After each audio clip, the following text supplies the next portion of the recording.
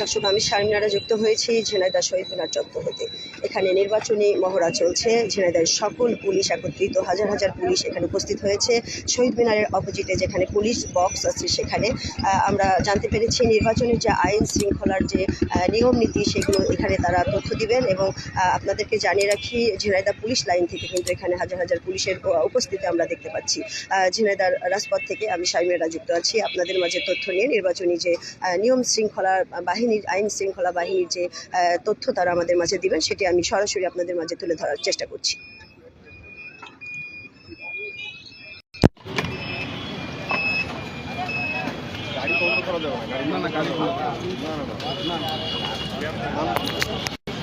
দর্শক দেখতে পাচ্ছেন এখানে আইন শৃঙ্খলা বাহিনীর উপস্থিতি। কিছুক্ষণের মধ্যেই ঝিনাইদহের সম্মানিত পুলিশ সুপার এখানে উপস্থিত হবেন এবং আমাদের মাঝে বিস্তারিত তথ্য জানাবেন। এবং আইন শৃঙ্খলা বাহিনীর যে নির্বাচনী যে নিয়ম শৃঙ্খলা আছে, তাদের যে রুলস আছে, সেই রুলসের ভিতরে তারা কিভাবে নির্বাচনী যে প্রচার প্রচারণা চলবে এবং তাদের যে দায়িত্ব তারা পালন করবে, বিস্তারিত তথ্য আমরা জানতে পারবো এবং আপনাদের মাঝে সেটি তুলে ধরার চেষ্টা করব।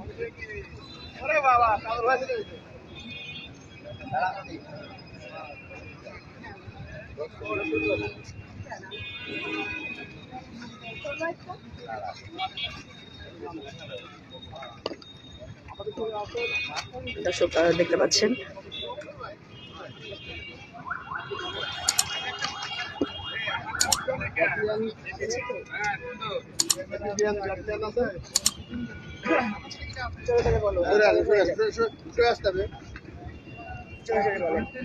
একবারে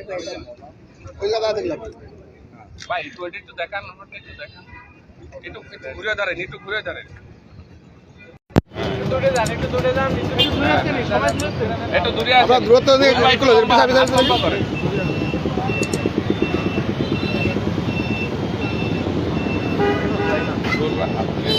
ভাই তাহলে আরেকটু নিচে করতে ভাই হাত দিয়ে তো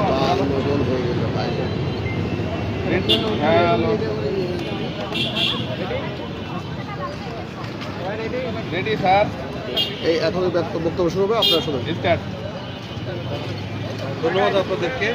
আসন্ন ত্রয়োদশ জাতীয় সংসদ নির্বাচন এবং গণভোট সুষ্ঠু, সুন্দর এবং উৎসবমুখর পরিবেশে অনুষ্ঠানের লক্ষ্যে ঝিনাইদহ জেলা পুলিশ ব্যাপক বিশেষ অভিযান শুরু করেছে। আমাদের সাথে যোগ দিয়েছে আর্মড পুলিশ ব্যাটালিয়ন। আমরা আজকে থেকে অভিযান শুরু করেছি, সামনে বেশ সপ্তাহে অভিযান চলবে এবং আমরা যে কোনো ধরনের দুষ্কৃতিকারী যারা সব ধরনের কাজ করতে পারে তাদের বিরুদ্ধে আমরা অভিযান পরিচালনা করব, যেন জনমনে স্বস্তি বিরাজ করে এবং নির্বাচনটা সুন্দরভাবে উৎসবমুখর পরিবেশে সম্পন্ন হয়। এই লক্ষ্যে আমাদের এই অভিযান, আমাদের পুরো জেলাব্যাপী অভিযান চলবে এবং 24 ঘন্টা, দিন রাত 24 ঘন্টা দুষ্কৃতিকারীদের বিরুদ্ধে অভিযান অব্যাহত থাকবে। এই মাত্র শুরু হলো অভিযানের কর্মসূচি, আজকে শুরু হলো। জি, আজকে শুরু হলো স্যার। আমরা স্যার অনেক সময় দেখা যায় যে নির্বাচনকে কেন্দ্র করে অপ্রীতিকর ঘটনার বিষয় ঘটে থাকে আমাদের জেলা শহরে এবং আশপাশের অনেক ব্যক্তিগত গাড়িতে আপনার সরকারি কর্মকর্তার স্টিকার দেওয়া থাকে। এ ধরনের বিষয়গুলো আপনারা দেখবেন কিনা? অবশ্যই, যদি আমাদের চেকপোস্ট চলবে, চেকপোস্টে যদি এই ধরনের গাড়ি আমাদের সামনে পড়ে অবশ্যই সেটার বিরুদ্ধে আইনগত ব্যবস্থা গ্রহণ করা হবে। আমি একটু কথা বলবো, শুধু তাই নয়, সরকারি কর্মকর্তা নয়, অনেক গাড়িতে আমরা দেখছি, আমাদের ঝেড়ে চিনে সাংবাদিক, অনেক গাড়িতে প্রেস লেখা থাকে। আপনারা এগুলো কিভাবে দেখছেন? দেখেন, যার যেটা দায়িত্ব সেটা করবে। তো যদি আমরা এই ধরনের কোনো ভুয়া কিছু পাই অবশ্যই তার বিরুদ্ধে সেইভাবে সে আইনানুগ ব্যবস্থা গ্রহণ করা হবে। ভুয়া কিছু পেলে আমি একটা প্রশ্ন করতে চাই। জি প্লিজ। সাংবাদিকদের নিরাপত্তার জন্য পুলিশ প্রশাসন কি কি পদক্ষেপ রাখছে? বাংলাদেশে যতজন নাগরিক আছে, বাংলাদেশের নাগরিক যারা এবং বাংলাদেশে যারা ঘুরতে আসে, বিদেশি নাগরিক, সবার নিরাপত্তা দেখার দায়িত্ব পুলিশের। আমরা প্রত্যেকটা মানুষের নিরাপত্তার জন্য আমরা কাজ করি। সাংবাদিক কতটা ঝুঁকিপূর্ণ হতে পারে নির্বাচনে মনে করছেন আপনারা? এটা ওইভাবে কোনো ঝুঁকির আমরা বিষয় দেখছি।